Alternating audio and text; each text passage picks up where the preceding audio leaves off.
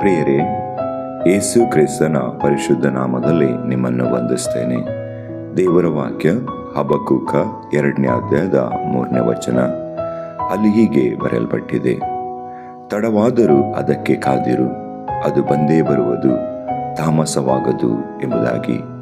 ಹೌದು ಪ್ರಿಯರೇ, ದೇವರು ನಿಮ್ಮ ಜೀವಿತದಲ್ಲಿ ಮಾಡಿದ ವಾಗ್ದಾನ, ದೇವರಿಂದ ಬಂದ ಪ್ರವಾದನೆಗಳು ನೆರವೇರಲು ನಿಧಾನವಾಗುತ್ತಾ ಇದ್ದರೂ ನೀವು ಅದಕ್ಕಾಗಿ ತಾಳ್ಮೆಯಿಂದ ಕಾದಿರಿ.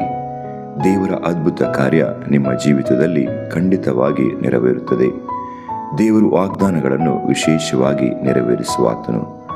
ದೇವರು ಮಾತು ಬದಲಾಯಿಸುವುದಲ್ಲ, ಮಾತು ಕೊಟ್ಟ ಮೇಲೆ ನೆರವೇರಿಸದೇ ಇರುವುದೇ ಇಲ್ಲ.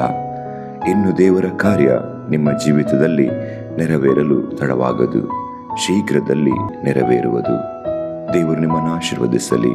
ಯೇಸು ಕ್ರಿಸ್ತನ ನಾಮದಲ್ಲಿ ಆಮೆನ್.